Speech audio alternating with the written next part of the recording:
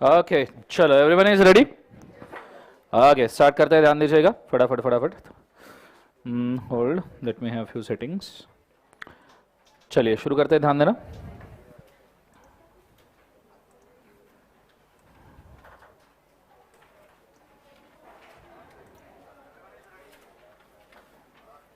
Okay okay चलिए शुरू करते हैं, ध्यान देना। सबसे पहले तो सबको सॉरी, हाथ जोड़ के। आज मेरी वजह से आपको काफ़ी लेट हुआ, आई एम वेरी सॉरी। कोई इंटेंशन नहीं था, I was not feeling well, तो थोड़ा सा चाय वाय पी के ग्लूकोज में मिक्स करके थोड़ा सा जलेबी वलेबी में साथ में, ठीक है। चलो स्टार्ट करते हैं, ध्यान देना। Okay first and foremost thing, आज मैं लेट हूं बट फिर भी हम 6:15 6:30 तक क्लास लेंगे, ठीक है। चलिए शुरू करते हैं, ध्यान दीजिएगा, फोकस कीजिएगा अच्छे से। लास्ट लेक्चर के अंदर हमने क्या पढ़ा था उसको पहले थोड़ा सा रिवाइज कर लेते हैं। लास्ट लेक्चर में हमने कुछ नहीं, बेसिक सेक्शन लिस्ट कंप्लीट किया था और फिर we have shifted towards the characteristics of the company. कुछ याद आया सबको? हाँ है ना। पहले तो मुझे एक बार सेक्शंस के जो चैप्टर्स है उसको एक बार वापस से रिवाइज करवा दूं, ठीक है। मैं एट रैंडम पूछूंगा, मुझे एट रैंडम आंसर्स चाहिए, ठीक है। चलिए होल्ड, रिकॉर्डिंग नहीं शुरू किया। लाइव स्ट्रीम में सबको हाय, ठीक है, हाय बोल दो एक बार। Okay so let's go. First and foremost thing मुझे बताइए, सेक्शन 77 से 87 क्या है?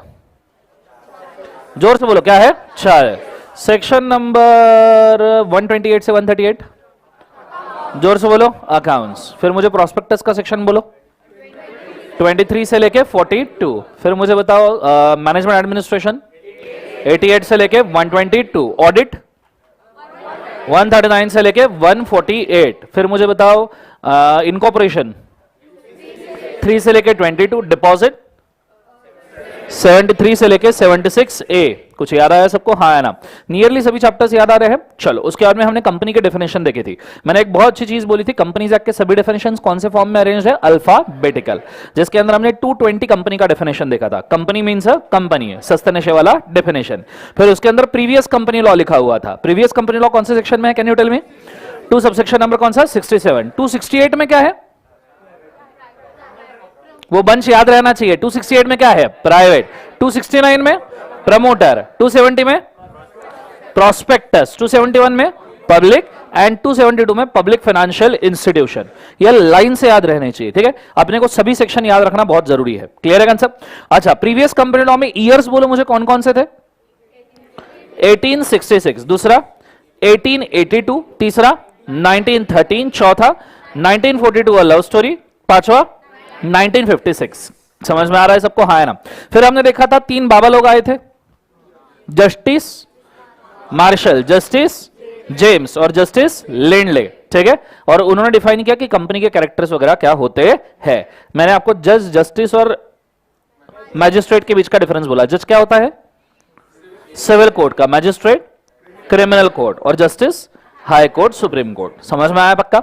ये चीज होने के बाद में हम आगे बढ़ गए थे। अगली चीज को हमने स्टार्ट किया था और अगली चीज हमने देखी थी कैरेक्टरिस्टिक्स ऑफ कंपनी। एक बार एक्शन के साथ, put your hands up in the air. Are you ready? Yes और नो? सब तो कब है जीवन में? Let's go. So incorporated association, दूसरा artificial judicial person, separate legal entity, perpetual succession, limited liability, common seal, transfer of share, separation of ownership from management, separate property। कुछ याद है? 4 केसेस के नाम बोलो। Salomon versus Salomon and company, दूसरा ली versus ली air farming, तीसरा gramophone typewriter company versus Stanley और चौथा मकोरा versus northern assurance company limited. कुछ याद आया बच्चों पक्का? एवरीबॉडी बोलो हाँ आया ना। ये चीज होने के बाद में हम नेक्स्ट वाली चीज के ऊपर गए थे, मतलब जाने वाले थे, एक्चुअली गए भी थे। हम लिफ्टिंग ऑफ कॉर्पोरेट वेल्थ आज शुरू करने वाले, पर उसके पहले हमने आंसर राइटिंग देखा था। कुछ याद है? आंसर राइटिंग के आप रूल्स लिख रहे थे और मैंने आपको एक होमवर्क दिया था। बोलो हाँ आया ना। किस किसने होमवर्क नहीं किया? किया है सबने? नहीं किया? क्यों? उस दिन आए नहीं थे? अच्छा ओके ठीक है। मैं होमवर्क के कुछ रूल्स बोल दूं जो फेस टू फेस में है और जो लाइव स्ट्रीम में है। पहली बात, कोई फायदा नहीं होगा ये 25-30 लेक्चर का अगर आप होमवर्क नहीं कर रहे तो। मम्मी कसम, ठीक है। फ्रैंकली कोई फायदा ही नहीं है। तुमको कंसिस्टेंटली होमवर्क करना जरूरी है। दिल में एक गार्ड बांध लेने का, जब तक मम्मी घर पे खाना पका रही है और पप्पा चप्पल घिस रहे हैं तब तक मैं यहां पे होमवर्क करूंगा। बहुत सिंपल रूल है, ठीक है। उन्होंने काम से छुट्टी लिया गया तो तुमको हक बनता है क्या? समझ में आया पक्का? हाँ है ना? This works. क्लियर है? डेली 4 रहे 5 रहे, मेरे को होमवर्क का आंसर चाहिए। आप अपसेंट हो, आप घर पे बुक भूल गए, आपने 4 लाइन में होमवर्क किया जो आप एक्चुअली में अच्छा लिखना चाहिए था, कोई भी रीजन किसी भी प्रकार का X Y Z, specifically Y Z, ये रीजन यहां पे सुनाया नहीं जाएगा। होमवर्क नहीं किया है, आधा किया है, पाव किया है, डॉट भी मिसिंग है तो भी रेज होने का है, ठीक है। आज मैं छोड़ रहा हूं, आप थे नहीं थे कोई फर्क नहीं पड़ता, ठीक है। उस दिन जिस दिन होमवर्क दिया थे नहीं थे फर्क नहीं पड़ता, क्लास आपका है, जिम्मेदारी आपकी है। घर जाने के बाद में कोई भी आपको मिल रहा है उसको फोन करके, आजू बाजू वालों के नंबर ले लो, फोन करके पूछ लो कि भाई आज क्या होमवर्क था। क्लियर है? पर मेरे को होमवर्क चाहिए। नहीं किया मैं आपको क्लास में रेज करूंगा पूरा 2 घंटा कंसिस्टेंटली। 3 बार आप रेज हो जाओगे, चौथे दिन आप बाहर रहोगे। कंसेप्ट समझ में आया सबको? हाँ ना? ये मामले में बहुत स्ट्रिक्ट हूँ। लाइव स्ट्रीम वालों, तुमको हाथ जोड़ के विनती है कि अगर तुम होमवर्क नहीं कर रहे हो तो बैच करो ही मत बच्चों, फिर करना ही क्यों है ना? राइटिंग प्रैक्टिस अगर तुमसे ना हो रहा है, यही अपना अल्टीमेट मकसद है जिसके लिए हम हैं, ठीक है। यही चीज है। दर्शन खरे क्या पढ़ाता है कोई फर्क नहीं पड़ता, चूल्हे में गया। फर्क इससे पड़ता है कि भाई साहब तुम किस प्रकार वो 3 घंटे में लिख रहे हो, और वो एक ही तरीके से अचीव हो सकता है, वो है होमवर्क। सब समझ में आ रहा है मैं क्या कह रहा हूं? जोर से बोलो सर। नो, ये चीज को आपने अच्छे से याद रखने का है, ठीक है। एनीवेज अपने पास समय कम है, मैं भी शॉर्ट समय को और बचाने की कोशिश कर रहा हूं। मैं बोलो, विजय सर बोलो, हम नहीं, बिल्कुल भी ये नहीं कर रहे हैं कि आपका इसमें से कोई भी डेज मिसिंग हो या कोई भी डेज छुट्टी जाए। वी आर ऑल्सो ट्राइंग कि समय के अंदर बहुत अच्छे से बैच कंप्लीट हो जाए, तो आपकी भी जिम्मेदारी बनती है। कंसेप्ट समझ में आ रहा है मैं क्या कह रहा हूं? अभी हमको सच में दोनों को 3-3 दिन की छुट्टी की जरूरत थी। We have pre decided plan, तो हमने उसको कुछ ऐसे अरेंज कर लिया, वो थोड़ा सा पहले, मैं थोड़ा सा बाद में, कि एक दूसरे के लेक्चर कवर कर पाए, बिकॉज आपका समय वेस्ट ना हो, ठीक है। So please take a note of it, ठीक है। टीचर हम बन गए सी, हमको क्या, ठीक है। So please take a note of it, we both have responsibility, so homework is must. Clear है? चलो आगे बढ़ते हैं, ध्यान दीजिएगा। सो आई गेस तुमने होमवर्क किया होगा, बट उसके पहले मैं आंसर राइटिंग के रूल्स खत्म करना चाहूंगा। बाकी बाद में मैं तुमको मॉडल जो आंसर मैंने लिखाया था वो आपको दिखा दूंगा, तो तुम तुम्हारा आंसर करेक्ट कर सकते हो, ठीक है। चलो आंसर राइटिंग के रूल्स में मुझे बताओ कितने रूल्स हुए थे? 4 हुए होंगे ना? हेडिंग वाला हुआ, ब्रैकेट में सेक्शन लिखने वाला, वो रूल हो गया ना? हाँ है ना? ओके, अब नेक्स्ट रूल के ऊपर हम जा रहे हैं। नेक्स्ट रूल क्या है? अब बहुत अच्छे तरीके से ध्यान देना, ये रूल बहुत सारे लोगों को समझता नहीं है, चाहिए इसको एक्सप्लेन करना पड़ता है। तो मैं क्या कह रहा हूं, जरा बोर्ड के ऊपर बड़े अच्छे तरीके से ध्यान देना। आपको लगेगा ये बहुत सिली सा रूल सर बता रहे हैं, इसका कोई तथ्य नहीं है, but this rule have big impact on the format of your answer, ठीक है। ये रूल का तुम्हारे आंसर राइटिंग फॉर्मेट के ऊपर बहुत बड़ा इंपैक्ट है। हालांकि रूल आपको ऐसा लगेगा कि है ऐसी भी कोई बात होती है क्या? नहीं, but it is having a very big impact. Normally आपने मार्जिन ड्रॉ कर लिया, लेट्स से, चलो प्रॉपर्ली ड्रॉ ही कर लेते हैं, कोई दिक्कत नहीं। नॉर्मली आपने अगर मार्जिन ड्रॉ कर लिया तो ऐसे सिचुएशन में आप यहां पे नॉर्मली हेडिंग डालोगे एज अ प्रोविजन, बराबर है? प्रोविजन को अंडरलाइन कोलन, राइट। उसके बाद में ब्रैकेट में आपको क्या लिखना है बोले एक बार, उसे सेक्शन। आपने सेक्शन लिखा, एक्ट का नाम लिखा, आपने क्लोज कर दिया। अब जो भी आपको आंसर लिखना है ना बच्चों, you should write in point wise format. किस फॉर्मेट में लिखना है बोले एक बार? Point wise. अब इसको मैं कहता हूं, इस रूल को इंडेंटिंग रूल। इंडेंटिंग सुना है कभी? इंडेंटिंग, इंडेंटिंग पता है नहीं पता है? Okay, please do understand. जब तुम माइक्रोसॉफ्ट वर्ड वगैरह के ऊपर काम करोगे आर्टिकल शिप में, तुम्हें इंडेंटिंग नाम का शब्द समझ में आएगा। What is indenting? इंडेंटिंग का मतलब होता है कि जहां आप पॉइंट नंबर लिखते हो, जहां आप पॉइंट का नंबर लिखते हो, जैसे यहां आपने नंबर लिखा, यहां से आपने टेक्स्ट लिखना शुरू कर दिया आगे, ठीक है। तो आपका टेक्स्ट पॉइंट के नंबर के नीचे कभी नहीं आ सकता, ठीक है। आपका टेक्स्ट ऊपर के टेक्स्ट के लाइन में ही चलता रहेगा, और ये पॉइंट का ये स्पेस ब्लैंक रहेगा। समझ में आ रहा है? This is called indenting, this is called indent. तुमको लगेगा बहुत सिली रूल है, but I will tell you, अगर आप मेरा आंसर देखो जो मैंने लिख के दिया था, I guess this was not, मैंने अलग से लिख के दिया था ना तुम्हें एक, दिस इज द, ये है ना, सी दिस, मेरे आंसर के अंदर पॉइंट्स को आइडेंटिफाई करना बहुत आसान है, ठीक है। वही अगर मैं यहां पे एक दो वर्ड्स ऐड कर दूं, मतलब कुछ ऐसे, ठीक है, ए भी ऐड कर रहा हूं, कोई सेंस नहीं है वर्ड्स का, and nice people love triangle. अब मुझे एक बात बताओ, उसमें नंबरिंग दिख रहा है क्या तुम्हें? तो नंबर तुम्हें ढूंढना पड़ रहा है। वही मैं इन वर्ड्स को वापस गायब कर दूं तो you will see proper numbering identify हो रहा है। This is called indenting rule. Concept समझ में आ रहा है? इससे वैल्यूअर के दिमाग पे अननोइंगली एक इंपैक्ट पड़ता है कि भाई इसने पॉइंट वाइज फॉर्म में लिखा है और बहुत सही फॉर्मेट में लिखा है। This is called indenting rule. आप नंबर के नीचे, बहुत सारे आप में से लोग होंगे, नंबर के नीचे आप जब टेक्स्ट रन करते हो तो नंबर्स छुप जाते हैं, फिर नंबर दिखाने का क्या मकसद? Is as good as paragraph. Concept समझ में आ रहा है मैं क्या कह रहा हूं? दिस इज कॉल्ड कौन सा रूल? सब जन बोले एक बार, इंडेंटिंग। क्लियर है? अच्छा सर, इसमें भी कई बार ऐसा होगा कि देयर विल बी सब नंबरिंग ऑल्सो। इसमें भी क्या आएगा बोले एक बार, उसे सब नंबरिंग। अब इसके नीचे का स्पेस ब्लैंक, तो मैंने 1 लिखा, फिर मैंने टेक्स्ट रन किया, फिर मैंने 2 लिखा, मेरा टेक्स्ट एवे ही रन हो रहा है, ठीक है। टेक्स्ट के नीचे टेक्स्ट, नंबर के नीचे ब्लैंक। फिर अभी तुमको सब पॉइंट लिखना है, जैसे सब पॉइंट तुमको इसके अंदर लिखना है ए, ठीक है। तो तुम सब पॉइंट कहां लिखोगे? यू कैनॉट राइट सब पॉइंट हियर बिकॉज वो सब पॉइंट है, it is wrong. If you right it here तो मेन पॉइंट और सब पॉइंट को डिफरेंशिएट करना मुश्किल होगा।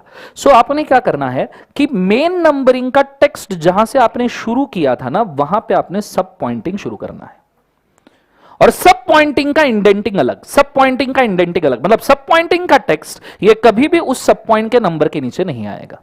सो ए यहां दिखेगा, बी यहां दिखेगा, सी यहां दिखेगा। तो आप देखिए कि स्पेसिफिकली नंबर भी आइडेंटिफाई हो रहा है, मेन पॉइंट नंबर, और सब नंबर भी आइडेंटिफाई हो रहा है। टिप एकदम छोटी सी है, आपको कई बार यूजलेस लगेगी कि ये क्या है, but I will tell you, इस फॉर्मेट में लिखे हुए 15 से 20 आंसर इमेजिन करो जिसमें ऐसा इंडेंटिंग है। तुम वैल्यूअर को तकलीफ नहीं दे रहे, वैल्यूअर को तकलीफ ना देना is the best way to earn the marks. Clear है? सो तुम जितना भी अब सब नंबरिंग करो, सिंपल सा रूल याद रखना, उस नंबर का टेक्स्ट उस नंबर के नीचे नहीं आना चाहिए। वापस तुमको मेन नंबर पे शिफ्ट होना है, ठीक है, कोई दिक्कत नहीं, 3 मेन नंबर, उसका टेक्स्ट आ सकता है सब नंबर के नीचे क्योंकि वो मेन नंबर का टेक्स्ट है। आर यू अंडरस्टैंडिंग मैं क्या कह रहा हूं? जोर से बोले एक बार, sir no, very important, very crucial, पर आपको लगेगा यूजलेस रूल है, बट नहीं, आप कभी इसके अंदर लिख के देखना। कंसेप्ट समझ में आ रहा है मैं क्या कह रहा हूं? और एक बात कृपया ध्यान देना, जब हम 1 लिखेंगे, नंबर लिखेंगे, और मैं यही चाहूंगा कि आप जब नंबर लिखोगे तो आपने पॉइंट 1 2 3 4 यही यूज करना है, ए बी सी डी नहीं, ठीक है। I want 1 2 3 4 means I want 1 2 3 4। Last lecture में मैंने आपको मेंशन किया था, आई am very very cautious and precise about my format, ठीक है। जो मैंने बोला उतना ही, जितना बोला उतना ही। मैंने 1 2 3 4 बोला, मुझे 1 2 3 4 चाहिए। यहां मैंने एबीसीडी स्मॉल लिखा, मुझे स्मॉल ही चाहिए, मेरे को दूसरा नहीं चलेगा। आपने दूसरा एबीसीडी लिखा, मैं आपके आंसर चेक करूंगा, मैं काट दूंगा पूरा आंसर, तुम्हारी कसम। समझ में आ रहा है मैं क्या कह रहा हूं? मैं काट दूंगा आंसर। तुमने यहां पे मैंने एबीसीडी बोला है, मुझे एबीसीडी ही चाहिए। इसके आगे सब नंबरिंग करना है, जैसे ए में और सब नंबरिंग करना है, go for Roman, Roman 1 Roman 2 Roman 3 etcetera, उससे आगे जरूरत नहीं पड़ेगी। क्लियर है आंसर? मुझे यही चाहिए, 1 2 3 4 small A B C D roman 1 2 3 4। Clear है? यही होगा, ये छोड़ के कुछ नहीं होगा। आप प्रोसेस को ट्रस्ट कीजिए। अभी आपको लगेगा ये तो फालतू का रूल है, जबरदस्ती नहीं, you just trust the process. Process के ऊपर आप भरोसा रखिए, आपको आउटपुट बहुत शानदार आएगा। आपको खुद को भरोसा नहीं होगा कि मैं इतने अच्छा आंसर कैसे लिखने लग गया।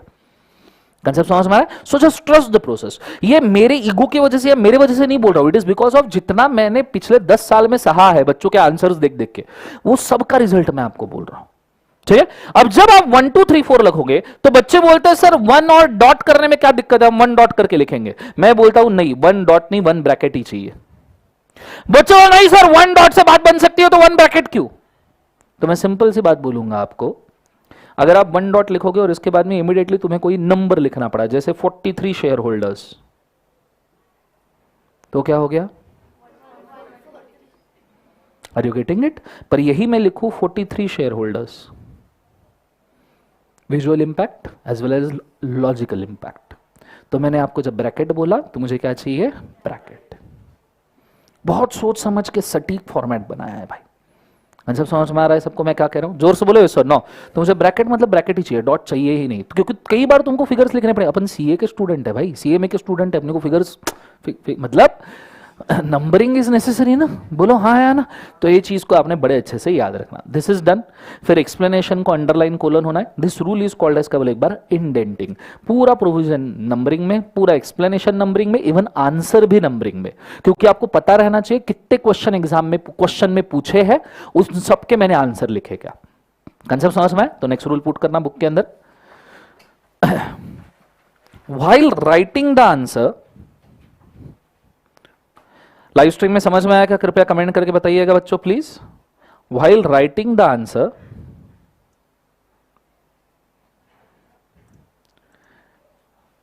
Compulsorily indent the numbers, compulsorily indent the point numbers, compulsorily indent the point numbers.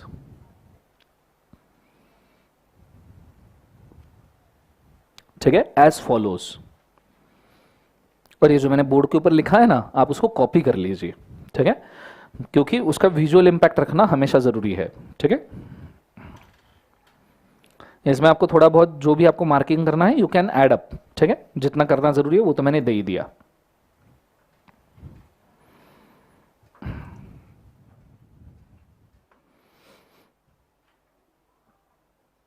बहुत बढ़िया बेटा राहुल, शानदार। सीएमए के टॉपिक्स पेंडिंग है, आए नो, सीएमए के टॉपिक्स हम करने वाले हैं, बट मैं सिर्फ अमेंडमेंट्स वगैरह के लिए राह देख रहा हूं। जैसे ही आ जाएंगे तो बच्चों ये सीएमए के टॉपिक्स भी हम अपलोड कर देंगे बच्चों, डोंट वरी।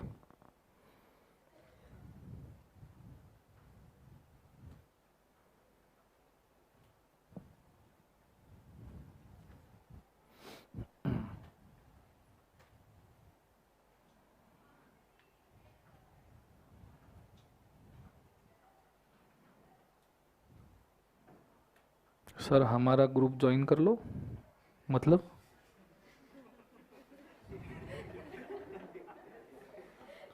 प्रिंसी, प्रिंसी लड़की लिख रही है? कौन सा ग्रुप है भाई जीवन में तुम्हारा? मैं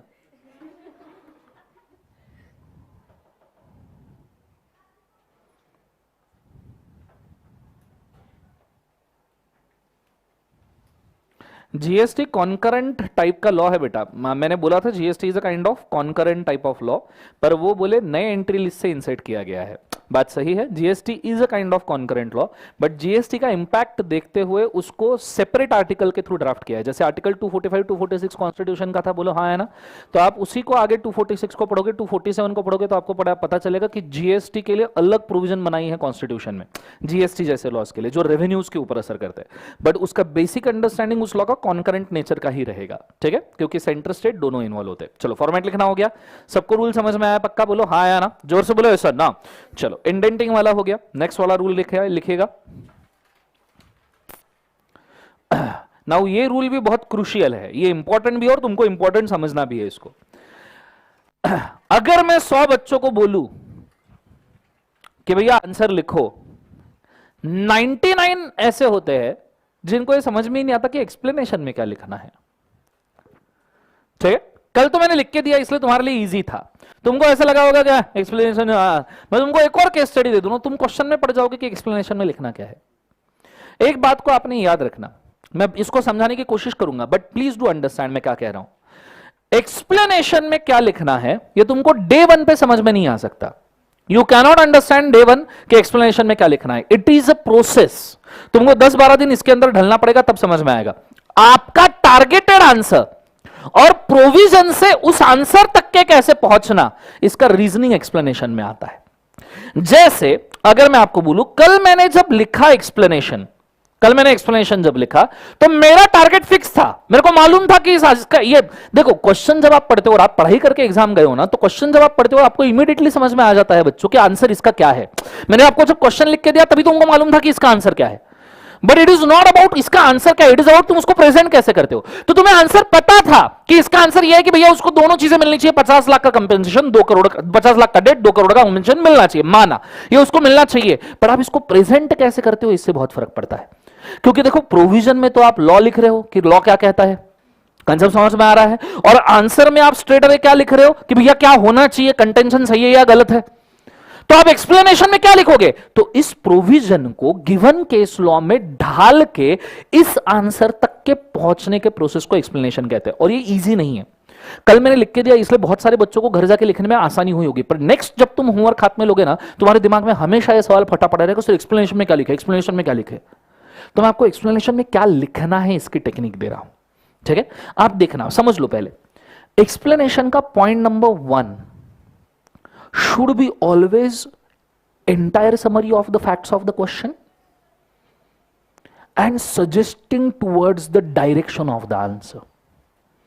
मेरा पॉइंट नंबर 1 देखो, मैंने पूरे क्वेश्चन का समरी जितना काम का है वो जमा करके पॉइंट 1 में लिखा और उसको एक डायरेक्शन दे दिया कि मैं आंसर की तरफ भागने वाला हूं।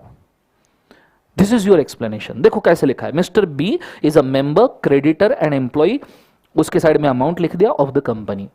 समरी खत्म हो गया, इससे ज्यादा कोई फर्क नहीं पड़ता कि क्या कितना कैसा। हाँ, मेरे को जो फैक्ट चाहिए वो मैंने उठा के लिख लिया। एक्सप्लेनेशन इज अ वेरी बहुत ज्यादा बैलेंसिंग वाला एक्टिविटी है। तुम थोड़ा भी इधर उधर होगे तो कुछ ज्यादा लिख के आओगे या कुछ कम लिख के आओगे। You have to stick to the point. इसलिए एक्सप्लेनेशन के वक्त आप काफी सिंपली देखो, अब क्वेश्चन क्या था अपना, बात को समझो। एक्सप्लेनेशन एक्सप्लेन करना इतना आसान नहीं है, सो प्लीज फोकस कीजिएगा बड़े अच्छे तरीके से। मैं लाइव स्ट्रीम में भी सबको रिक्वेस्ट करना चाहूंगा, प्लीज बहुत अच्छे से फोकस कीजिएगा। आपका क्वेश्चन यह था कि मिस्टर बेवड़ा को 50 लाख का डेट था, बराबर है, और 2 करोड़ का कंपेंसेशन मिलना चाहिए था। बोलो हाँ या? अच्छा, सबको यह मालूम है कि 50 लाख का डेट और 2 करोड़ का कंपेंसेशन पे होना चाहिए था? बोलो हाँ या ना? एवरीबॉडी प्लीज टेल मी, हाँ या ना? ये सबको मालूम था। पर आप एक्चुअल क्वेश्चन देखोगे ना, तो क्वेश्चन में ये पूछा ही नहीं है कि उसको मिलेगा क्या। क्वेश्चन में पूछा ये है कि कंटेंशन ऑफ दारू वाला राइट है या रॉन्ग है। Are you understanding? मतलब तुमने जो आंसर अज्यूम किया कि 50 लाख और 2 करोड़ मिस्टर बेवड़ा को मिलने चाहिए, वो तो मेन आंसर है ही, बस but asked answer is something different. But जो सवाल पूछा है कुछ अलग पूछा है, और वो इसी हिसाब से पूछा है कि तुम कंफ्यूज हो जाओ। अब जिन्होंने क्वेश्चन ठीक से नहीं पढ़ा ना, वो ये वाला आंसर यहां लिख के आ जाएंगे, मार्क्स कट गए। हर क्वेश्चन में नॉर्मली ऐसा होगा, एक आपका मेन आंसर होगा और एक आस्क्ड आंसर होगा। एक मेन आंसर जो उस क्वेश्चन का कंक्लूजन है कि भैया यहां पे उसको कंपेंसेशन मिलना चाहिए, यहां पे उसको डैमेजेस मिलने चाहिए, मेन कंक्लूजन है। पर उसने पूछा क्या है, कंटेंशन राइट या रॉन्ग, ये आस्क्ड आंसर है। तो ऐसे केसेस में आप एक्सप्लेनेशन में क्या लिखोगे? एक्सप्लेनेशन में क्या लिखोगे? जो मेन आंसर है या जो आस्क्ड आंसर है? मेन आंसर लिखोगे। आस्क्ड आंसर तो आप आंसर में कंक्लूड करोगे ना, तो आपका मेन आंसर जो है और मेन आंसर का जो रीजनिंग है वो एक्सप्लेनेशन में आएगा। कंसेप्ट समझ में आ रहा है मैं क्या कह रहा हूं? जोर से बोलो सर नो। तो मैंने देखो वही किया, मुझे मालूम था कि आस्क्ड आंसर कुछ तो भी अलग है, इंटेंडेड आंसर, क्वेश्चन जिस प्रकार पूछा गया वो आंसर कुछ अलग है। मेन आंसर ये है कि कंपेंसेशन डैमेज मिलने चाहिए। तो मैंने क्या लिखा लाइन 1 में, मिस्टर बी का ये डेट है, ये कंपेंसेशन है। पॉइंट 2 में, as he is dead the company went bankrupt, he is eligible for 50 lakh creditor and 2 crore as employee. Mister D cannot claim that he and company are the same. तो मैंने main answer लिख दिया, मैंने separate legal entity का वजूद लिख दिया, compensation मिलेगा, डैमेज मिलेगा, ये लिख दिया। अब आप देखो ये आंसर, अब बच्चे मुझे ये सवाल पूछते सर एक्सप्लेनेशन में आपने ये लिख दिया कि उसको कंपेंसेशन मिलेगा, डैमेज मिलेंगे, तो आपने मेन आंसर में क्या लिखना चाहिए सर? ऐसा तो आपका एक्सप्लेनेशन और आंसर सर सेम दिखेगा। बहुत सारे बच्चों को दिक्कत जाता है, एक्सप्लेनेशन आंसर सेम दिखेगा। आप मेरा आंसर देखना, आंसर में मैंने क्या लिखा है, it is advice to mister Bewda, Mrs Bewda, the contention of mister D is void. ये आस्क्ड है और इसका कंटेंशन वॉइड है, that's why she is advise to claim 50 lakh and 2 crore. तो आपने देखना मेरे मेन आंसर में और आस्क्ड आंसर मतलब एक्सप्लेनेशन और आंसर में डिफरेंस है। Are you understanding? एनीवेज मैं फिर से बोलूं, explanation is a tricky part. Explanation is tricky part. Point 1 में आपने क्या लिखना चाहिए? सब जन बोलो, पॉइंट 1 में आपने क्या लिखना चाहिए? Everybody, summary of all the facts, उतना ही जितना आंसर के लिए जरूरी है, एंड डायरेक्शन कि भाई आंसर की तरफ आप जा रहे हो। क्लियर है? फिर उसके नीचे फैक्ट्स लिखो, मेन आंसर आपका जो भी है वो लिखो, ठीक है, या रीजनिंग लिखो। आपको कोई कैलकुलेशन करने, कैलकुलस सवाल है तो कैलकुलेशन एक्सप्लेनेशन में लिखो। आपको कुछ ज्यादा वचन देने हैं, एक्सप्लेन करनी है चीजें, एक्सप्लेनेशन में लिखो। क्लियर है? तो जो भी रीजनिंग वगैरह आपको लगता है, मेन आंसर जो आपको लगता है एक्सप्लेनेशन में। Sir what if main answer and asked answer are same? Sir main answer last answer दोनों एक ही है सर। उसने पूछा, उसने सर ये बोला कि भाई साहब 50 लाख का भैया डेट है और 2 करोड़ का डैमेजेस है। व्हाट इफ उन्होंने सीधा ये पूछ लिया कि बताओ 50 लाख का डेट और 2 करोड़ का डैमेज पे करना पड़ेगा या नहीं पे करना पड़ेगा? बोला asked answer main answer last answer दोनों सेम है सर, अब क्या करें? तो बेस्ट चीज है जिंदगी में, इससे अच्छी बेस्ट चीज तुम्हारे लिए नहीं हो सकती। पूछो क्यों? एक्सप्लेनेशन आंसर कंबाइन कर दो, दो सेपरेट हेडिंग करने की जरूरत ही नहीं है। एक्सप्लेनेशन आंसर कंबाइन कर दो, ऐसा लिखो explanation and answer underline colon, बच गई ना मेहनत। और क्या चाहिए? जब मेन आंसर आस्ट आंसर अलग है, एक्सप्लेनेशन अलग आंसर अलग। जब कैलकुलेशन से एक्सप्लेनेशन अलग आंसर अलग, रीजनिंग से एक्सप्लेनेशन अलग आंसर अलग। पर जब पता है दोनों एक ही है, पूछा ही वही है जो मेन आंसर है, दोनों कंबाइन। कंसेप्ट समझ में आया मैं क्या कह रहा हूं? जोर से बोले एक बार यस और नो। आइडिया क्लियर है एग्जैक्टली मैं क्या कह रहा हूं? तो explanation is a tricky part. मैं आपको वापस बोल रहा हूं, आप मुझे वापस 2 दिन बाद, 3 दिन बाद, 4 दिन, 5 दिन बाद हर एक बंदा आएगा और सर इसमें एक्सप्लेनेशन में सर, तो मैं आपको यही बोलूंगा कि जो मैंने बोला है उतना फॉलो करो and over the period of time ये डेवलप होगा। डे 1 पे तो नहीं होगा ना। So give it 10-15 days, you will be worst. सिर्फ इतना याद रखो, पॉइंट 1 में समरी, जितना पूछा है उसकी समरी, पॉइंट 2 में आपका मेन आंसर और उसका रीजनिंग आना चाहिए, पॉइंट 2, 3, 4 में बात खत्म। 3-4 पॉइंट से ऊपर एक्सप्लेनेशन जाता नहीं है। क्लियर है कंसेप्ट? आइडिया क्लियर है मैं क्या कह रहा हूं? जोर से बोले सर नो। तो नेक्स्ट रूल लिखिए।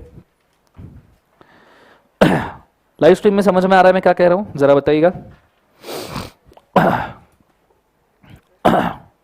गला गया मेरा।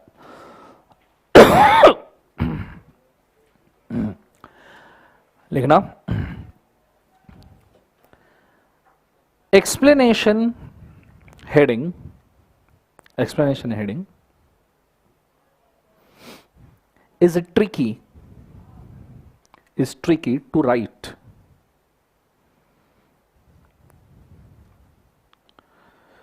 So should be tackled as follows. So should be tackled as follows.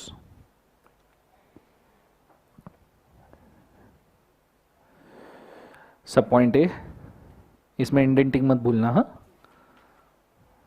अभी सीखे ना इंडेंटिंग, तो सब पॉइंट ए। नॉर्मली हाँ, अब इसमें से कोई भी रूल रिजिड नहीं है, एबीसीडी में से कुछ भी रिजिड नहीं, बिकॉज तुम वो कैलकुलेशन वाला सवाल है, तो तुम सब पॉइंट ए में क्या लिखो, मतलब एक्सप्लेनेशन में पॉइंट 1 में क्या लिखोगे? कैलकुलेशन ही करना पड़ेगा ना। तो जो भी मैं अभी बोल रहा हूं इट इज जनरलाइज्ड, ऐसा नहीं है कि यही करना है आपको। टाइम टू टाइम थोड़ा सा explanation is totally presence of mind वाला गेम है, ठीक है? तो लिखना सब पॉइंट है, use a presence of mind, use a presence of mind and try to understand the need of question.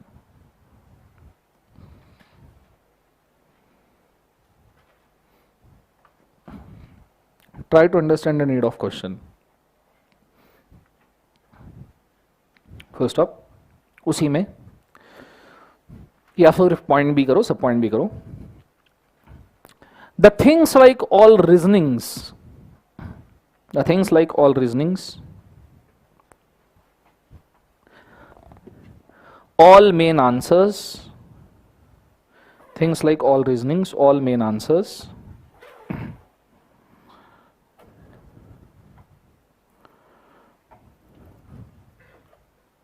all calculations, all calculations,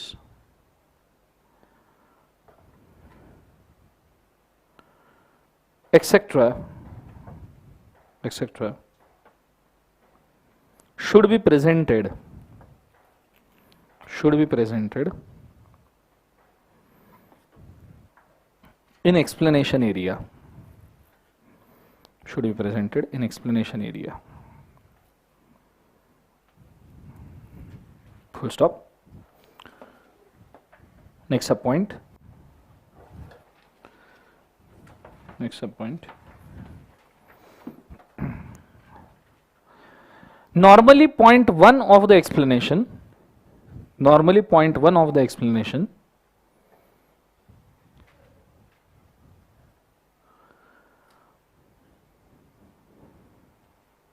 shall summarize, normally point 1 of the explanation shall summarize all the facts all the facts regarding what is asked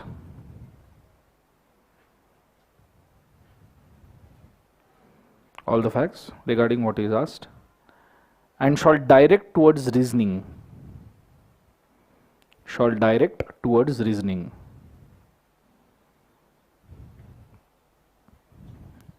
towards reasoning.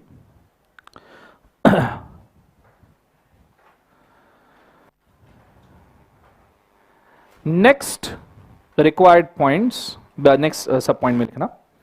Next required points shall contain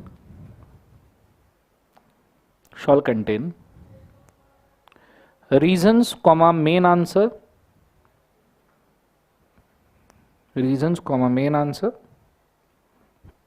etc.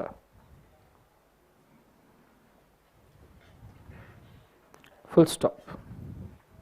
ठीक है, समझ में आया पक्का explanation का rule? बोलो yes. Answer के heading के जगह पे कंक्लूजन लिख सकते हो क्या? लिख सकते हो बिल्कुल. आप एक्सप्लेनेशन के हेडिंग के जगह पे फैक्ट ऑफ द केस भी लिख सकते हो, पर लिखना नहीं है. ठीक है, लिखने के लिए अपन बहुत कुछ लिख सकते हैं, पर मैंने क्या कहा? Trust the process. सी मैंने कल ही बताया था, तुम कितनी सारी चीजें एक साथ कितने अलग अलग तरीके से कर सकते हो, इससे फर्क नहीं पड़ता.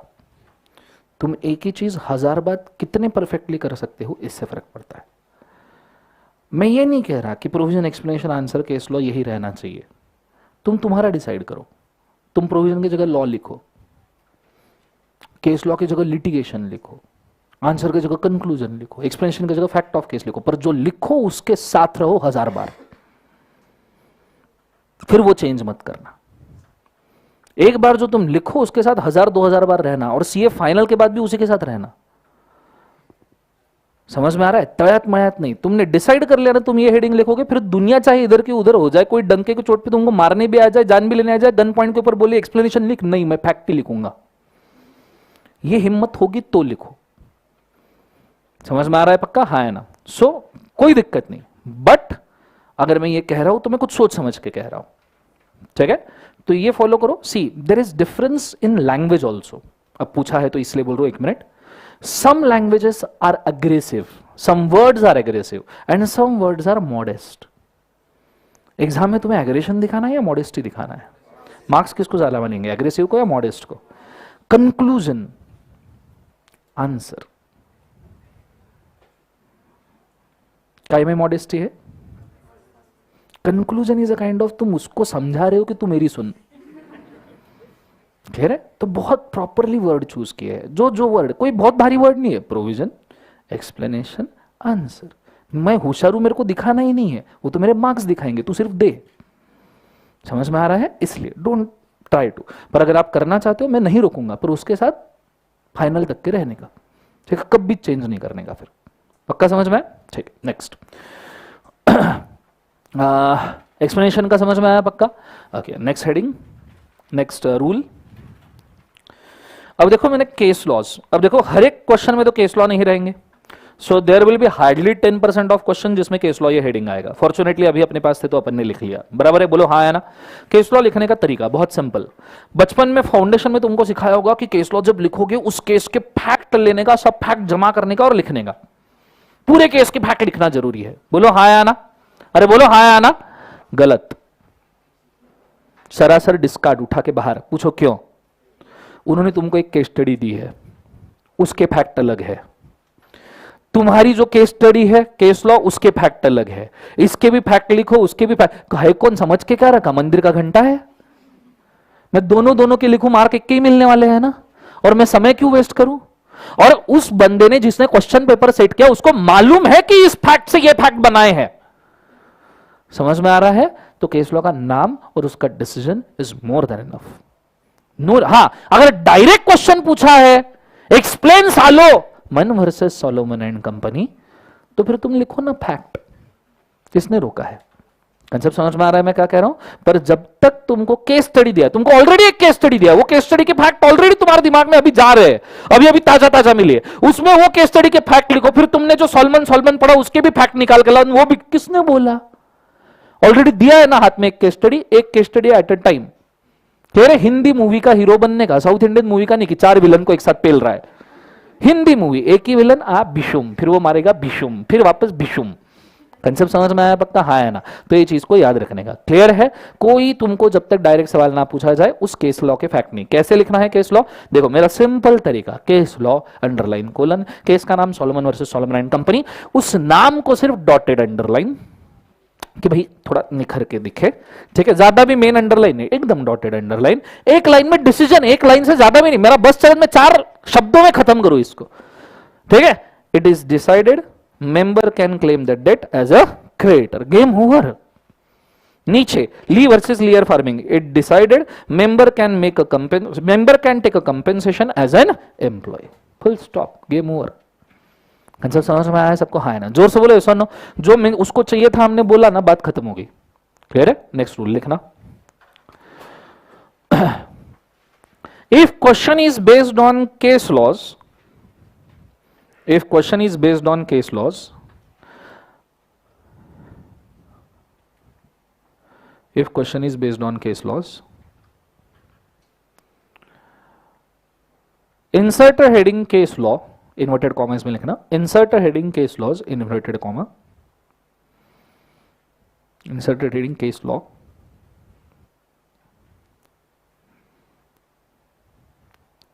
and write the name and one line decision,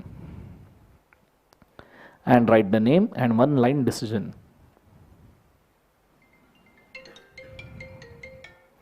write the name and one line decision।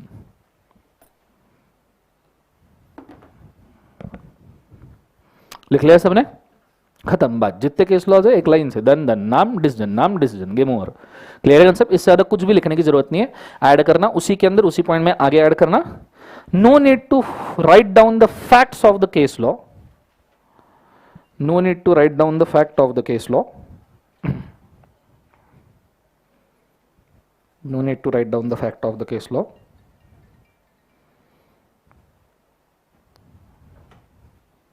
unless asked directly,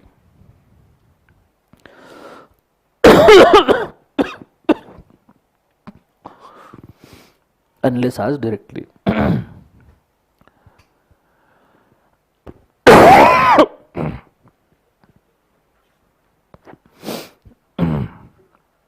unless asked directly, full stop। लिख लिया सबने? Next rule,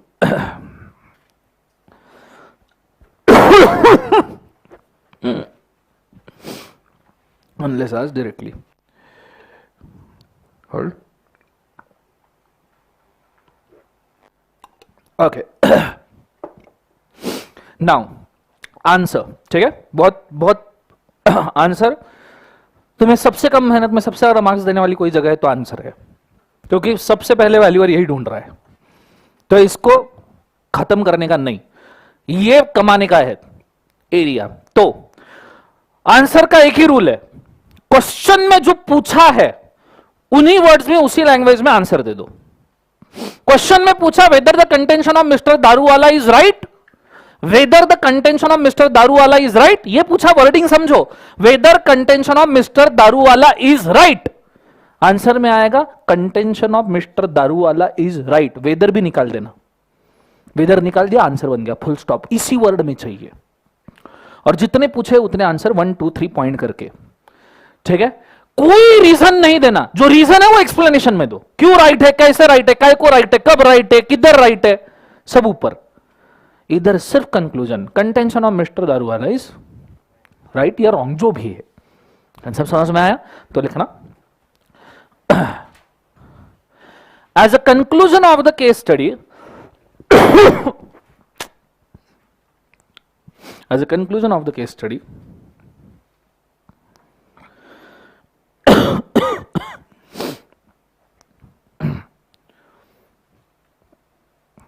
as a conclusion of case study, insert a heading answer, inverted commas में लिखना, insert the heading answer,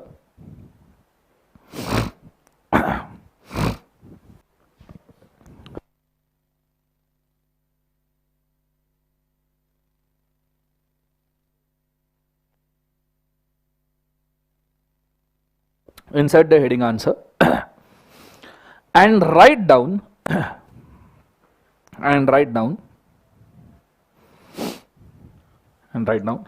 only the conclusion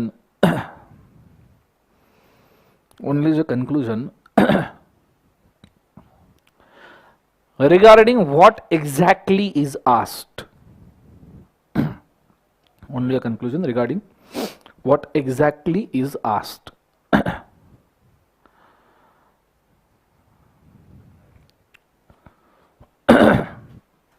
समझ में आ रहा है सबको?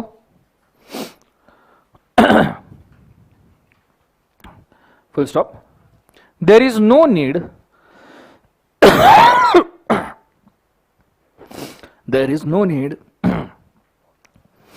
to write down any reason. There is no need to write down any reason or explanation. There is no need to write down any reason or explanation for such an answer or conclusion. For such an answer or conclusion. मेरी आवाज change हो गई क्या? Mic check.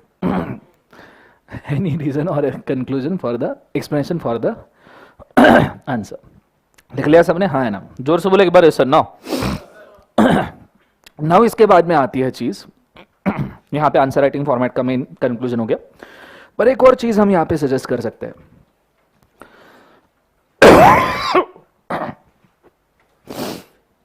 उसे कहते हैं suggestion. उसे क्या कहते हैं बोले एक बार से? सजेशन. नाउ बेसिकली सजेशन क्या है? हैशटैग रिस्की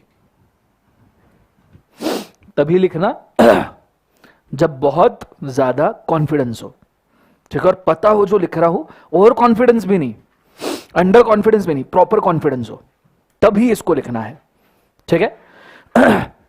जैसे कई बार ऐसा होता है कि तुम पूरा सेक्शन पढ़ लेते हो और सेक्शन में कुछ पेनल्टीज पढ़ते हो, और कई बार ऐसा होता है कि उस सेक्शन के ऊपर जब सवाल पूछा जाता है तो पेनल्टीज नहीं पूछी जाती, कॉन्ट्रावेंशन पूछा जाता है, और तुम कॉन्ट्रावेंशन लिख के वापस आ जाते हो, पर पेनल्टीज भी तो मेंशन करना उतना जरूरी है.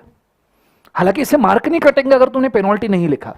फॉर एग्जाम्पल यहां पे अगर हम बोले तो अगर कंटेंशन जो है दारू वाला का गलत है, माना कंपेंसेशन वगैरह सब सही है एक्सेट्रा, पर क्या ऐसी कोई चीज है जो इसेंशियल है, पर मेन आंसर में भी लिखने की जरूरत नहीं है?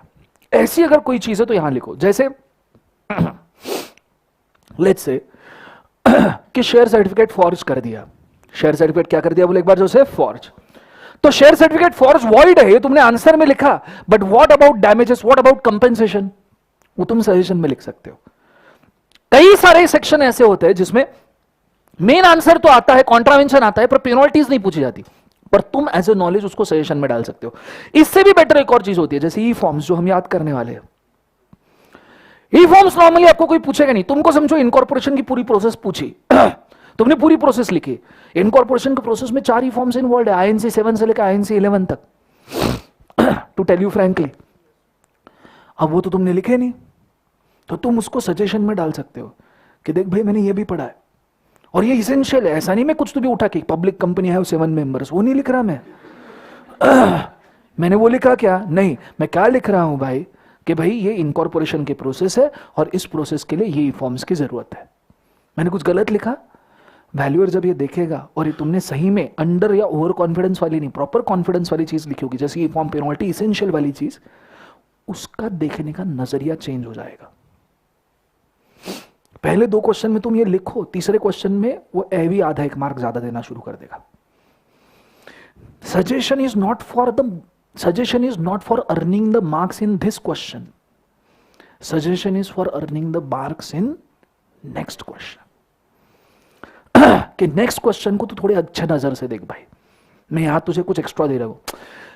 केक के ऊपर चेरी लगाते हैं कि चेरी से केक का टेस्ट चेंज हो जाता है, पर केक अच्छा दिखता है, इसलिए चेरी ऑन द केक भी इसेंशियली माना जाता है। हालांकि चेरी नहीं रही तो कोई फर्क नहीं पड़ता चेरी नहीं रही तो कोई भी फर्क पड़ता है क्या? नहीं, बट फिर भी हम चेरी लगाते हैं। Suggestion is like that. पर चेरी ही हो यह जरूरी है, तुम तरबूजा नहीं रख सकते, वो चेरी ही चाहिए। ठीक है, तो क्या चेरी है यह समझना जरूरी है, पर स्टार्टिंग में इसको ट्राई भी मत करना। स्टार्टिंग में तुम्हें ऊपर का कर लो बहुत है, गंगा नहा लिए, कह रहे ये कब आपकी पोजीशन आ जाएगी, आई will tell you.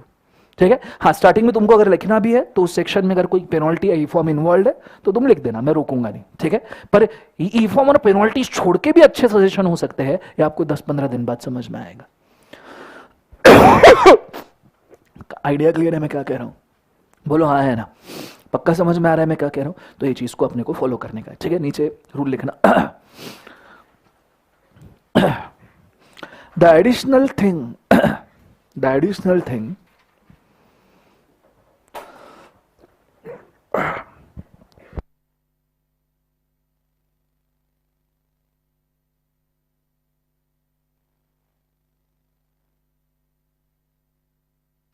okay, the additional thing we can also write,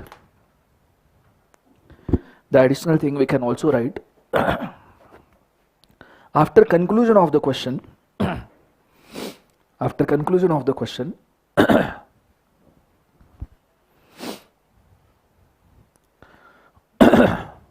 after conclusion of question is suggestion, is suggestion. But giving something in addition is always risky. But giving something in addition is always risky.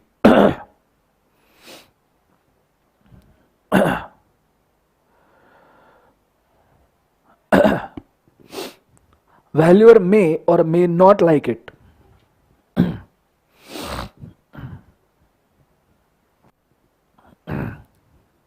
Valuer may or may not like it.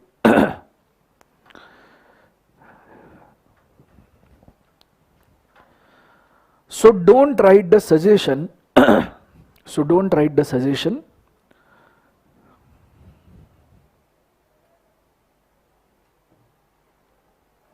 Don't write suggestion unless you are very confident.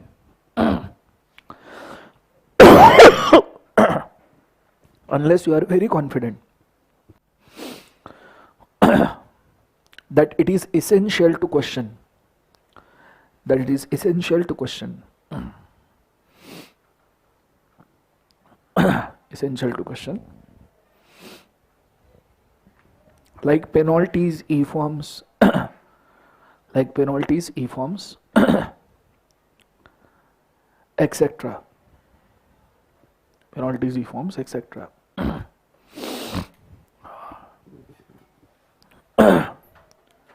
चलो लिख लिया सबने? Everybody understood? यहाँ पे आपका answer writing format होता है खत्म।